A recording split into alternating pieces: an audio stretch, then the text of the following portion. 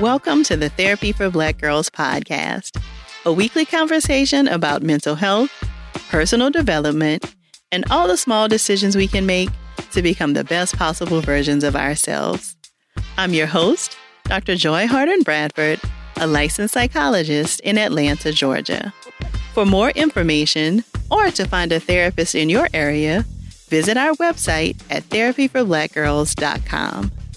While I hope you love listening to and learning from the podcast, it is not meant to be a substitute for a relationship with a licensed mental health professional.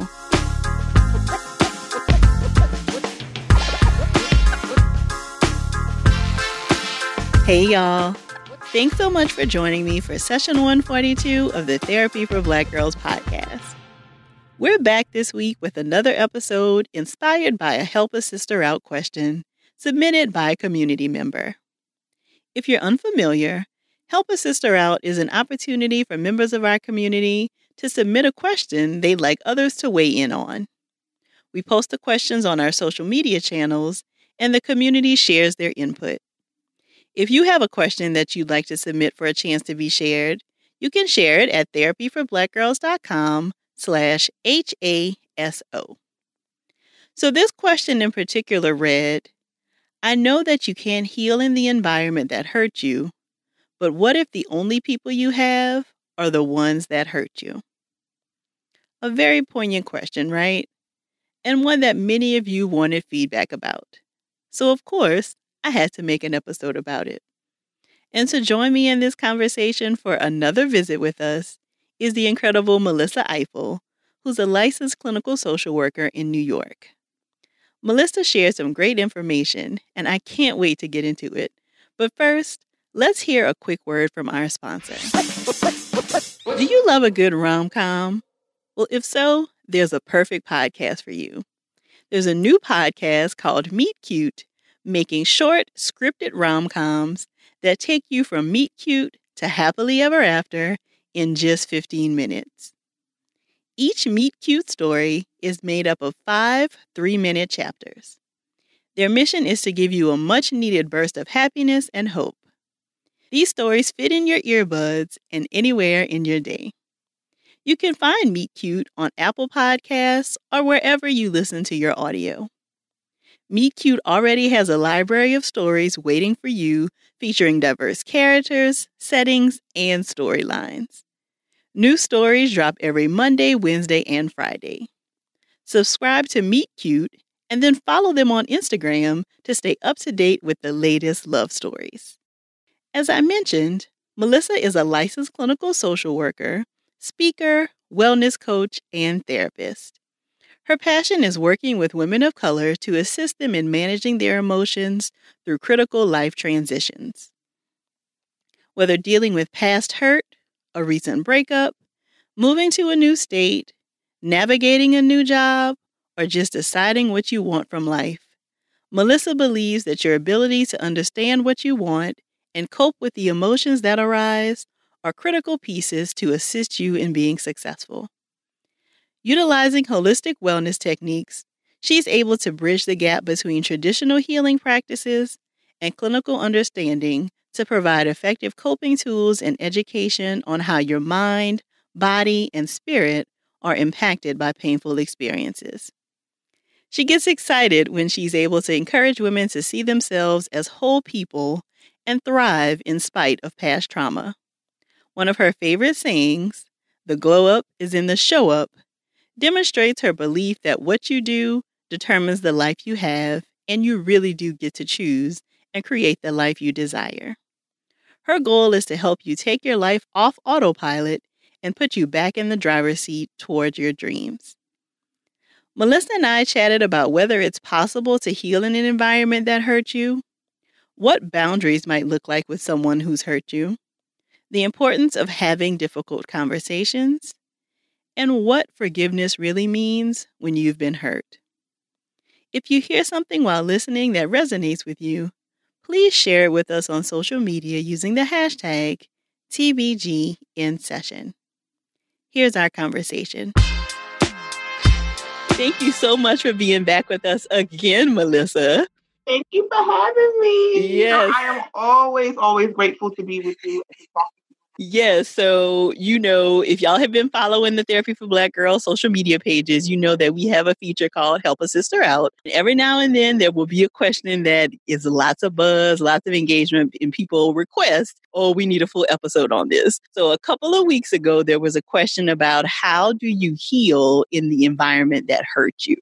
And a very poignant question. Sisters, I thought engaged beautifully with the question, but I definitely wanted to bring it to the podcast so that we can open it up for a further discussion and talk about like what this might look like in terms of help in therapy. And Melissa, Yes. of course, you were the first person I thought of. So I'm very grateful for you to be back with us. Thank you so much. Yeah, this is a topic that, I have to be, in full transparency because that's just my style. That have dealt with personally and that I deal with, with my clients on a consistent basis.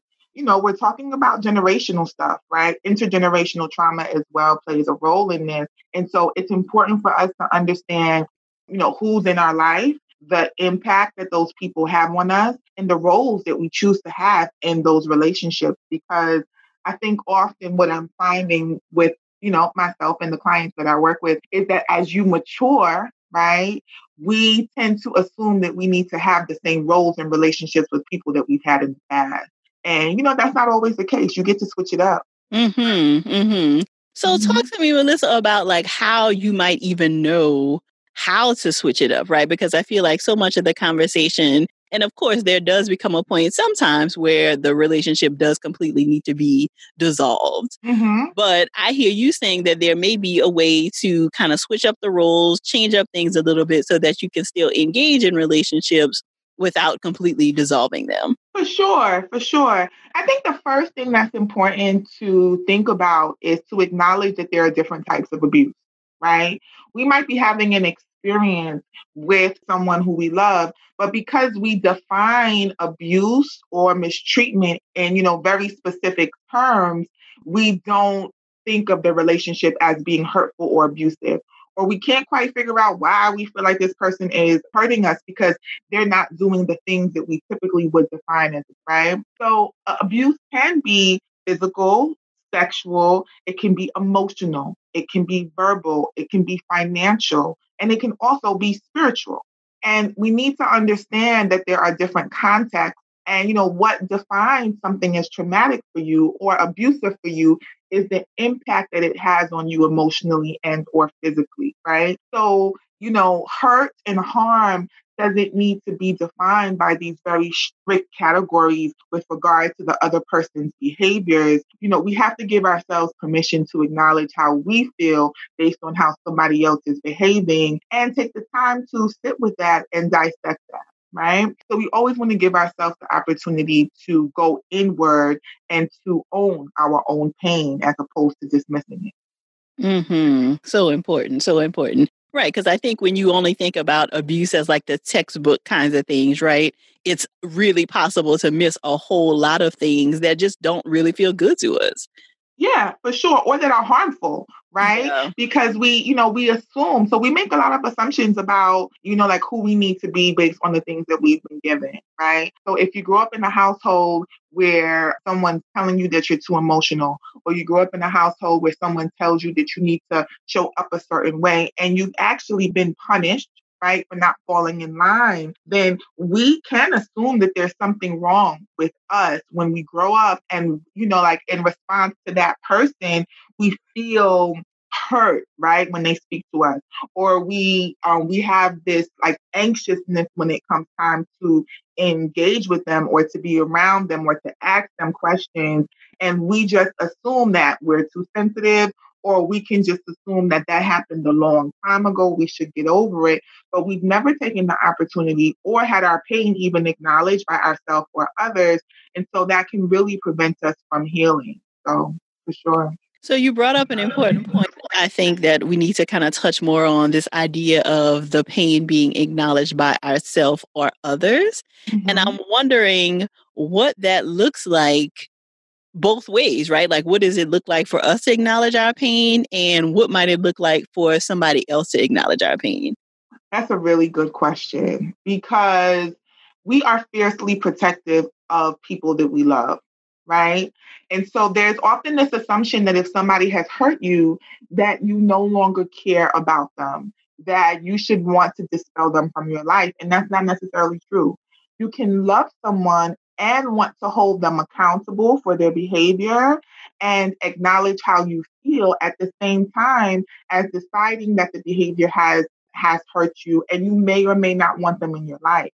But because what we do often when we feel protective over the ones that we love, we don't give ourselves permission to say, I love you, but you hurt me. Or I honor the fact that you made tons of sacrifices for me, but you still hurt me, right? There were some things that happened that have shifted how I view myself and that have shifted my viewpoint of, who I am in this world to other people that cannot be changed or that I am working to change. We have to be able to hold duality within ourselves to say, this is hurtful. This is hurtful. And I always often encourage my clients to start with what it feels like in your body. We are so logical sometimes that we suppress how we actually feel. So if you are around someone, if you have to interact with someone, if you just have the thought of someone and you have visceral reactions in your body, you might feel something in the pit of your stomach. You might feel like all of a sudden you have aches and pains in your joints. You may feel as though your head hurts. I would encourage you to pause and to not just assume that you're not feeling well in that moment, but to think about, is there an emotion linked to an experience with this person or this place that has caused you some pain so that you can acknowledge your own individual needs. With other people, right? We often want someone to say to us, I know that I hurt you, but I'm sorry, right? Yes. Or I know that this was painful for you and I apologize. Or I just know that this was painful for you. What I find oftentimes as an adult is that we are too afraid to have those conversations and we actually assume that the other person will not give us what we need. And so, because we assume that they won't give us what we need, we don't even want to broach the conversation because we're still seeing them as the person that had power over us when we were younger, right? Or that had power over us before in a different situation. When in fact, that person may have also grown and shifted and changed. They may also be doing their own self work. And so they might have the opportunity to reflect on who they were and be open to a conversation. But because we're still imagining ourselves in those old roles, we don't even want to broach that topic because we feel as though we are opening ourselves up to hurt again. Mm-hmm. And I would imagine that in some cases that's true, Melissa, right? Like, what if I work up the nerve to have this conversation with somebody and, of course, my hope is that they will say they're sorry and, that they're working on themselves or whatever. But we know a lot of times that is not what happens. 100%. Yeah. So how do you take care of yourself and what do you do at that point? So, I am always good for a plan, right? So you need to understand who you are and you need to understand what your needs are. Before you have any type of conversation, you should understand what you're looking for and prepare to not receive it, right? Be open that in case you do receive it, you have the ability to hear and to understand the person's perspective and to accept if you choose to. But also be prepared that this person might not be in a position to meet my needs. And so then what do I know about me and what I need when I'm hurt? Right? Do I need to take a moment and cry? Do I need to, talk to my girlfriend or my partner? Do I need to pray? Do I need to meditate? Do I need to go to a yoga class? And so be prepared with whatever your wellness plan is. Because in the last episode, previously to me being here, we were talking about always having a wellness plan, right? Mm-hmm. So be prepared to engage with your wellness plan around what your needs are to take care of yourself if you find that your needs are not being met. Got it. Again, going back to that duality, it is important to allow yourself maybe some hopefulness that this conversation could go well, right? And that this person might apologize, but to also prepare yourself that if it does not go as planned, as they often don't, Right. that you can do some things to support yourself and still take care of yourself. Absolutely. Absolutely. And I think it is important to decide if you want to have a conversation based on what you know about this person, right? I'm for sure not suggesting that to heal or to have closure that you need to have a conversation with this person, because there are some factors that you want to consider about who this person is, like what type of hurt it was before making that decision. But I think that people often discount conversations because we make assumptions. And so it is best, if you're thinking about doing it or you know that you want to choose to do it, that you hold space for duality in that situation for sure. Mm-hmm. So another part that kind of came up around this conversation was the idea that some people may feel like they need to still be connected to people who have hurt them or maybe are still actively hurting them because of their stage in life. So I think most often about like, maybe college students who are kind of still financially dependent on family, or, for whatever circumstance, you're still living with family, and then there's tension and things going on in the home, but you feel like you kind of have to be connected to these people for survival. Yeah, so I'm constantly asking people to think about the stories that we tell ourselves about what our needs are, right? Because a lot of times we do things because maybe we feel like it's owed to us. Well, you hurt me so much. The least you could do is to pay for this, or the least you could do is to let me live here. But we have to be prepared to be able to interrogate that story, because maybe you don't need to be there, right? Maybe you are telling yourself that you are giving yourself exposure to something because it's your only choice, and maybe it's not, right? What is it about that connection that you really and truly need, and sparse that out? Because maybe you do need money, or maybe you do need to live there, but do you need to have dinner at the same table every night, right? Do you need to engage in conversations about certain choices that you choose to make that you know will bring you more pain? What are your needs in total, and figure out what needs can be met and what needs can't. What's the cost to benefit analysis of the story that you're telling yourself? And if it's not really worth it, how can you redefine the relationship in a way that actually makes sense for you, if it means as well that you need to disconnect? Like, what is this costing you? I think the other thing that happens is that people often feel like the isolation and the loneliness that I might feel if I disconnect from these people will be even more unbearable than like staying in this situation.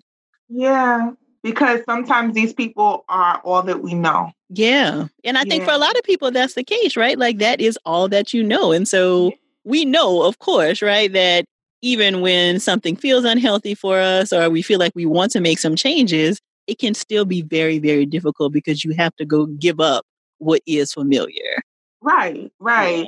Yeah. And, I think this is where the assessment of what your needs are comes into, because maybe you desire to stay connected, but you have an imagination about what that connection has to look like because that's what it has always been, right? And so you can stay connected to people, but it doesn't mean that you leave yourself open consistently to the same type of pain. So, what is the pain point, right?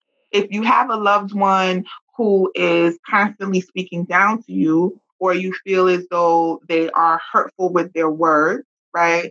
Then you might choose to continue to show up on holidays, or you might choose to continue to have phone conversations, but you might limit the frequency, you might limit the duration, you might limit the types of conversations that you have. So, absolutely, there's some laws, but there are also some ways we can protect ourselves from that loss so that it might not feel as significant. Maybe you have to develop additional support systems for yourself, right? So, you might need to get like a stronger friend network. You may need to develop a spiritual community that you feel is supportive. You might need to join some support groups.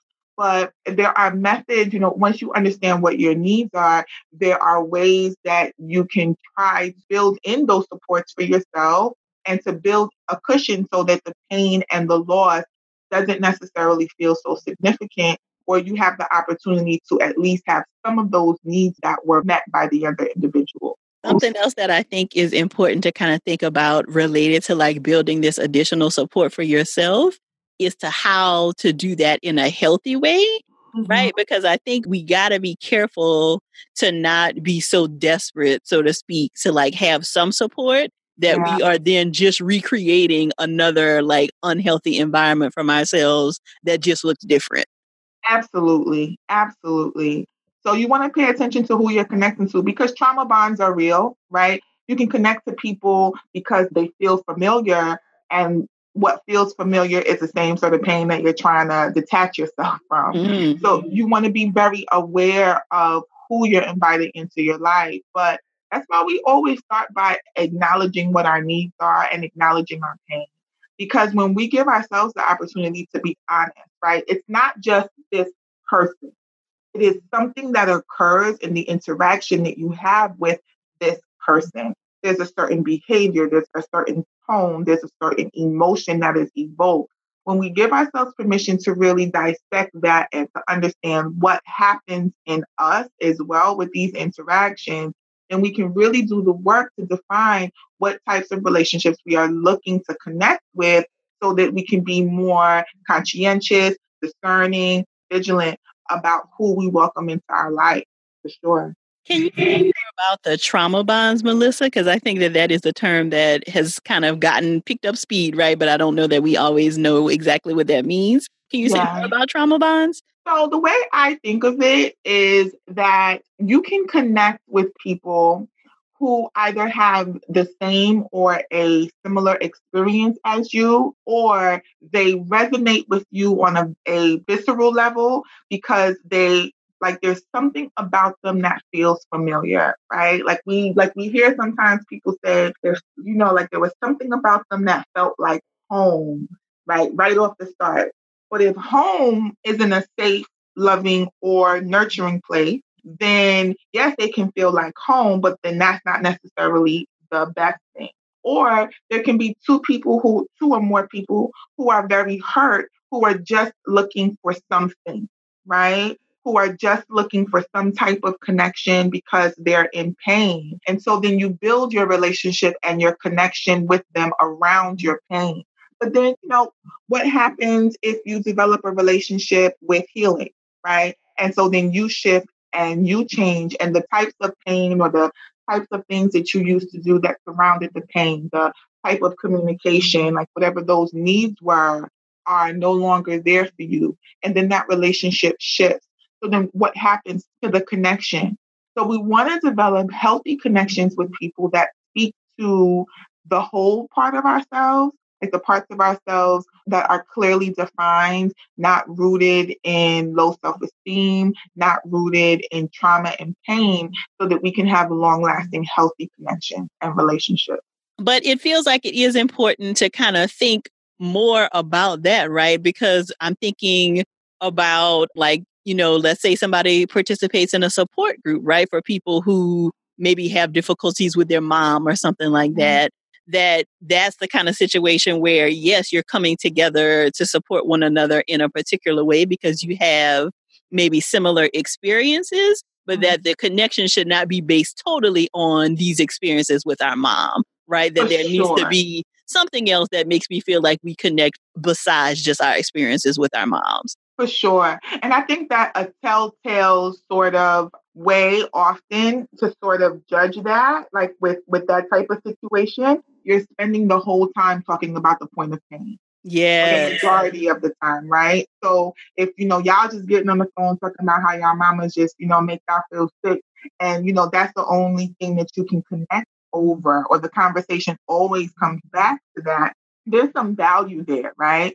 Like there's some value in having someone to vent to, but you have to understand the purpose of that relationship because that might not be someone who you're really establishing connection with. And so that kind of relationship tends to have a short lifespan. And then you're going through a whole nother period of loss, once that relationship fizzles. So, Melissa, do you have any other suggestions for like how you can find people who can be additional support for you? So I think often when the people, especially when we're talking about when we've been hurt by family, it is common for people to not want to be open, right? So we might be a little bit more skeptical about developing relationships at work or if we go to church or just with mutual friendship. But I think that if we give ourselves the opportunity to understand what we need and what we're looking for, and you always want to be conscientious, you can develop really long lasting friendships from work environments, from different social groups in the community. I recently joined a book club and I love those women. So you want to be able to engage in things that you love and that you enjoy, things that might be hobbies or just things that just spark an interest that you might want to try. And oftentimes, if you find that you can be open or you can give yourself some time to develop true connection, that can be a healthy way for you to develop new relationships. Are there other things that people should be aware of? Like what kinds of things might be red flags in terms of new connections that they may want to just pay attention to when we're specifically talking about looking for additional support kind of in healing outside of this toxic environment? Codependence, number one. What do you mean? So, when we talk about codependence, we are talking about developing relationships with people rooted in either solely our need or solely their need. So, a lot of times when we spend our lives, quite possibly, trying to connect with other people, especially our loved ones, we may have learned patterns of caretaking of others as a way to develop connection. So the way that you might make a friend is you might talk to somebody and be like, "Hey, how you doing?" Blah, blah, blah. And then all of a sudden you hear that they need something and you're the first person to develop a solution for them, right? They might need a ride to work and then all of a sudden you ride them to work every day. And that's how you're developing your relationship. So you always want to be mindful of either you're overworking and you're very conscious about meeting other people's needs, or you have somebody who is entering your life and the only thing that they desire to do is to meet your needs, right? You might feel like that person is quote unquote needy or that they're clingy, or you might feel like you're being too clingy. Of course, we want to unpack some of that because that can be rooted in our own experiences with others, but you want to be mindful about the things that you think you need to do to develop relationships other than just be yourself and allow things to naturally develop over time. That may be the part that feels difficult for a lot of people, Melissa, like especially when you're coming from an environment that has not been so healthy. It's just this idea of like even who you are and whether who you are will be enough to be in relationships with other people. Ooh, you just said a whole word, Dr. So that's like, that is everything right there, right? Because when we're talking about,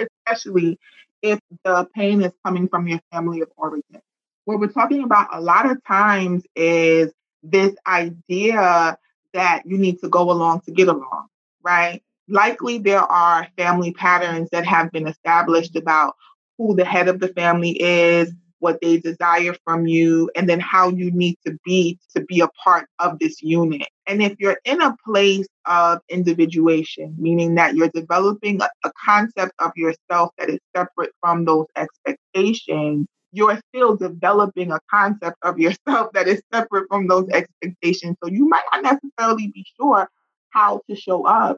You may fall into old patterns. And I think the thing here is that's okay, right? Because everything that we do is a process. So you might find yourself developing friendships and relationships and then be like, "Ooh, I want to switch up the pace here because I'm realizing that I'm doing this in a way that is not healthy for me." And then you switch up the pace. That might mean that there are some shifts in those relationships that you're developing, but it will also mean that you're developing a healthier self concept of yourself, right? So, really giving yourself grace with understanding who you are and understanding that you do get to create that definition. A lot of us have been given these ideas of, how to be, whether it's you need to dress a certain way, speak a certain way, have a certain type of job. And if you're trying to break out of that mold, in addition to identifying your own hurt and heal from it, sometimes those people around you aren't necessarily supportive. And so it does take some time. And I'm always going to recommend that people seek their healing and get well trained professionals to be able to support you in that healing because it's a lot of work and it's multi layered work. Yes. And you said something that I want to go back to, Melissa, just this idea that none of us are perfect in relationships, right? And so, especially when you, in some ways, like new relationships outside of an unhealthy one kind of feel like the toddler phase, right? Like when you're trying to Yeah. learn how to Oh, walk. yes. I love that. I love that. Yeah. And so you're bumping your head and like not quite sure how to do any of that. But that it's okay that when you realize, like, okay, I'm going down a path that doesn't feel good for me, that it's okay to stop and course correct, right? But I think Yes. what happens is that we often feel like, okay, I can't take this back, right? Like I've gone too far down this road, as opposed to Yes. like, I can stop and do something different. Different, right?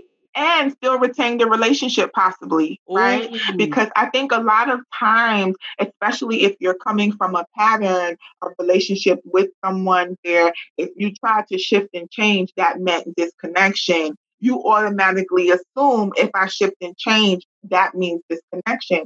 And for some of us, what we do is we cut those relationships off before we even get the give ourselves the opportunity, to shift and change, right? In that kind of situation, we're ending it first because we don't want to be hurt. We assume that if we establish boundaries or we change, that the other person will not want us anymore. And that is also about how we love ourselves. So for sure, you can give yourself permission to shift and change and be open to the fact that the other person may have a response to that, but don't assume that the response is going to be one if I don't want to, because it may not be that. yeah. And I think my experience has been that a lot of times relationships get stronger after those kinds of conversations. Absolutely, absolutely, because you are giving yourself the opportunity to be vulnerable, but you're also giving the other person the opportunity to be vulnerable. And because the goal isn't just to have a relationship, it's to have healthy relationships with people, you want to give yourself permission to develop that. And if you keep in a cycle of hurt and pain, it's very similar to what you came out of. You're just recreating that in this new thing. So we're often so afraid of disconnection that we keep ourselves in situations that bring us significant discomfort and hurt and perpetuate our own traumas and prevent us from fully healing because we have that fear. But that is the anxiety telling you that you can't have the things that you want. And so you have to give yourself the ability to reimagine all of the time who you are, what your relationships can look like, and then give yourself the permission to do something different if you need to, for sure. Yeah, and I hope that what people hear in kind of our conversation is that this stuff can take some time, right? Yeah. Especially when we're talking about like childhood stuff and things that have been with us for years. It will Yeah. take some time to kind of figure out how you want to do relationships differently. For sure. And trial and error. Because Hmm. I often have my clients come in and they're like, well, like I thought it was going good. Now I don't feel so good. Now what am I going to do? Am I back to square one? And one thing that we're constantly talking about is you're never back to square one because you've learned some things, you've tried some things, you've developed some things, you're figuring out some things. And so, giving yourself the opportunity to try and to figure out and to learn and to do things different, you're never back to square one. Even though the pain might feel so, right? We are leaving ourselves open to situations where we feel hurt. And so we often don't want that pain, but that pain tells us something. It tells us what's important to us. It tells us what we need. And so even though we don't want the pain, I do encourage people not to be afraid of it if it does show up. Yeah. And that, we've had these conversations on the podcast and just, in the Therapy for Black Girls community, just this idea that pain will not like overwhelm you, that it's okay for you to, figure out some ways to support yourself, like you said, when painful moments come. So it's not that the pain won't be there, it's that you can be enough and you can build your support to be able to handle and hold you through the painful moments. Yeah, for sure. And I think just to piggyback off of that, especially when you're living in a situation with someone who has hurt you or you feel is hurting you, in addition to really having this conversation with yourself about the narrative that you need to be there, because maybe you do. I think all of these tips can, just sort of give you this perspective of understanding that there's physical protection, but then there's also emotional protection, right? We're constantly needing to put ourselves in a position sometimes to figure out how to get through a thing, right? Because we're in the middle of it. And so there is an opportunity here for you to think outside of the box, maybe about how to meet your needs in ways that address the full scope of what you need to do right now because of whatever situation you might be in. Absolutely. Thank you for that, Melissa. So, are there any resources that you find yourself recommending related to this topic that you think would be helpful for people if they're looking for more information or support? I may have recommended this book before, but there's a book by Colleen Tipping that is called Radical Forgiveness, which is about how to understand situations that have to do with hurt from the perspective of forgiving yourself and forgiving others. So I think that that's a really good book as well. But I just think that engaging in activities that have to do with self love, a lot of the times, pain and hurt from people who we love somehow communicate to us that we are not worthy. But when you really put yourself on the trajectory of engaging in activities and honoring yourself and establishing your intuition, you are really building your self-worth and your self-identity. And then that will give you the permission to engage in some of these hard activities and these hard discussions with yourself and others with confidence and with love for them and yourself as well. I don't think this was a book you suggested before, but now that you have suggested it, it brings me to, I feel like, another question to ask before we wrap up. Just this idea of forgiveness when somebody has hurt you. Yeah. And what does that even look like? So, I mean, this might be a whole different episode. This is a whole different episode. But what I will say is this: there's this concept that forgiveness has to involve re-engagement.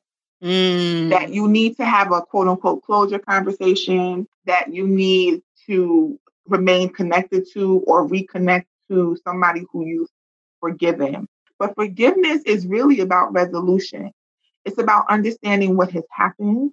It is about understanding what that thing has done for you, acknowledging it for yourself, and releasing the experience, right? So I forgive you is like, okay, so you did this to me, and this has impacted me in the following way, right? And this is an internal conversation with yourself, not necessarily a conversation with someone else, right?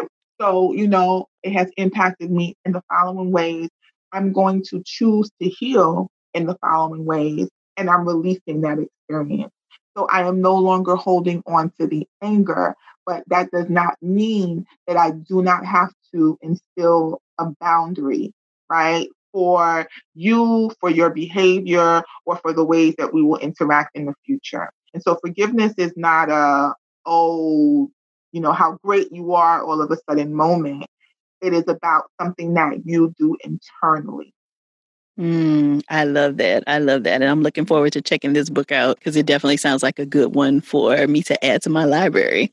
Yes, for sure it is. Yeah. Well, thank you so much, Melissa. Please share with us again where people can find you online, your website, as well as your social media handles. For sure. So my website is melissaifill.com. That's M as in Mary, Elissai, F as in Frank, Larry.com. And my Instagram, which is where I spend the most of my time, well, not the most of my time, but the most of my time on social media, is at Melissa Ifill, LCSW. And I am also now on Twitter, which is also Melissa Ifill. And I have all of those links on my website if you just want to click them. You can follow me anywhere you choose. Perfect. Well, we will definitely include those in the show notes so that people can continue this conversation with you. I'm sure that it will be just as active as the first question we asked. So I'm looking forward to continuing this conversation with everybody. Thank you so much, Melissa. I appreciate you. Thank you so much for having me, Dr. Joy. It is always a pleasure to have these conversations with you. Always. I'm so glad Melissa was able to share her expertise with us again today. If you missed her first two appearances here on the podcast, I strongly encourage you to check them out. She shared with us in session 92 about life with a bipolar disorder, and in session 98, she shared how to show up when you just want to lay down. I'm including the links to both of these episodes, as well as the resources she shared today in the show notes, and you can check those out at therapyforblackgirls.com/session 142. Please remember to share this episode with 2 people in your circle And don't forget to share your takeaways with us either on Twitter or in your IG stories using the hashtag TBGInSession. If you're searching for a therapist in your area, be sure to check out our therapist directory at therapyforblackgirls.com/directory. And if you want to continue digging into this topic and meet some other sisters in your area, come on over and join us in the Yellow Couch Collective, where we take a deeper dive into the topics from the podcast and just about everything else. You can join us at therapyforblackgirls.com/YCC. Thank y'all so much for joining me again this week. I look forward to continuing this conversation with you all real soon. Take good care.